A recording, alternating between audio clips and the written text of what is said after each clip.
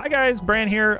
Here's the video. We're going to be talking about today what I think about the ideal killer design is, because I was talking with a good friend in the Discord while we were playing some games about like what makes a killer actually super fun and super entertaining, and what qualities make a character actually like something that a lot of people gravitate towards. So I looked at a lot of like the more commonly played characters that are played a lot and have like a very, very high player count.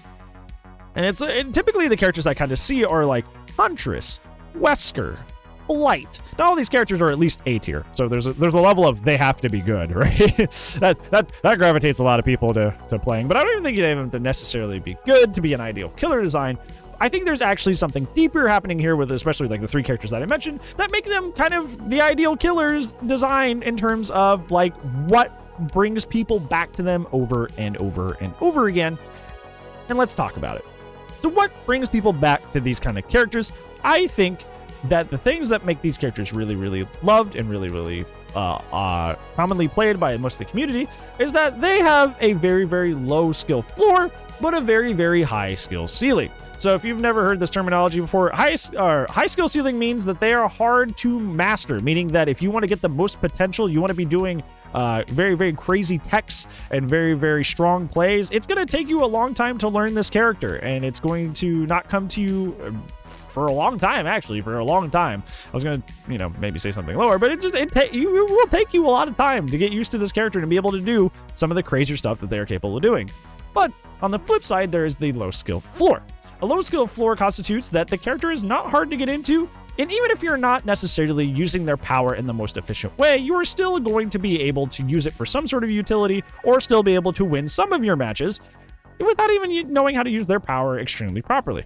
I think Huntress is a very, very good example of this, and probably why she, over time, even though she swaps from being first a lot, she is, over time, one of the more consistently played characters, like, in the game's history. She is always in top 3 most played characters in the game most of the time, and kind of has over the game's history. Whenever they do those anniversary where they give us those hard stats, not the stuff given by Nightlight that's self-reported, but like when they give us the hard stats, top 3, you always see Huntress in that top 3, right?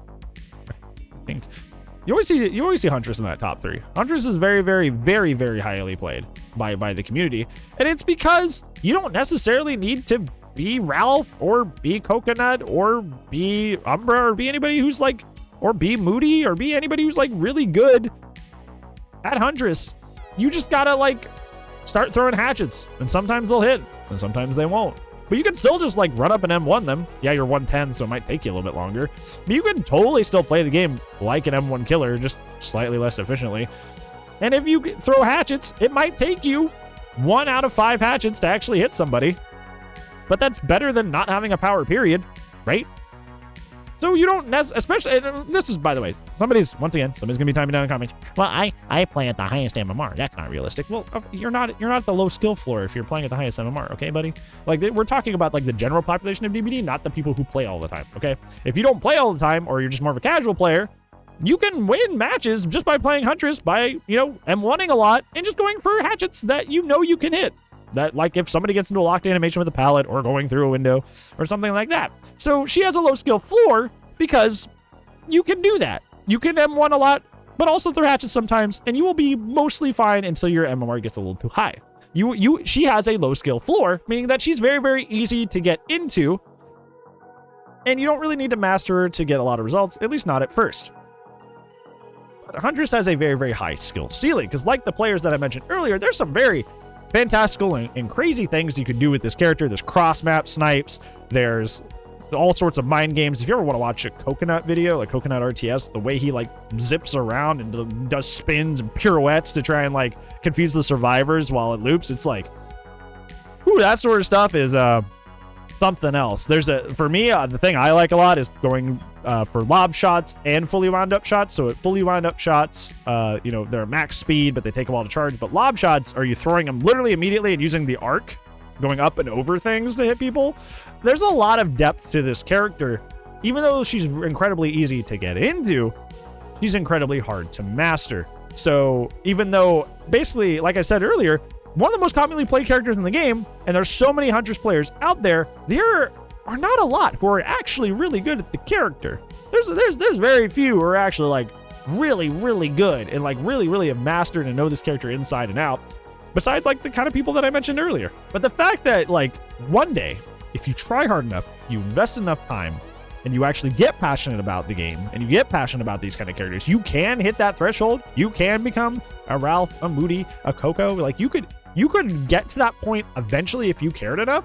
That's long-term commitment, right? That keeps me invested in a character.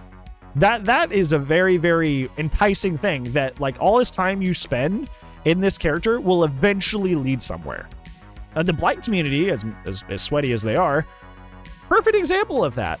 A starting out Blight can still like M1 and only rush whenever he kind of needs it, win most of his matches. I mean, just the map mobility alone of Blight's power will carry you through a lot of matches, even if you're not doing the crazy stuff like the hug techs and weird stuff like that. By the way, they're removing hug techs, so don't get too comfy with that. But Blight has so much depth to him and to his add-ons and to the different techs that like you could end up being somebody like a Lilith Omen someday if you really invested that hard. And that's what's inspiring, is that there's always something on the horizon. There's somewhere I could be. But also, if I don't feel like it that day, or I don't feel like it in general, I can still play this character and I'll still be fine. And I think that's like such a comforting design to have for a character, is that I can try and get really, really good if I want. But if I just want to play casually, I can also play this character. I feel like that's the thing that we suffer with a lot of like the M1 killers, is that if you lollygag at all, they don't in a sense have a high skill ceiling, but they have to fight so hard to get results that if you aren't trying really hard, in a lot of your matches, you're just gonna get landslided, right? Like you really have to make up a lot of the gap with their shortcomings, because there's not really a whole lot to learn. There's not really any cool techs. There's not anything skillful you can do with them. So you get trapped a lot. But with these killers, you can't. And that's what makes them so appetizing to play all the time. Or appealing. Appetizing is for food. I'm not going to eat the killers. Sorry.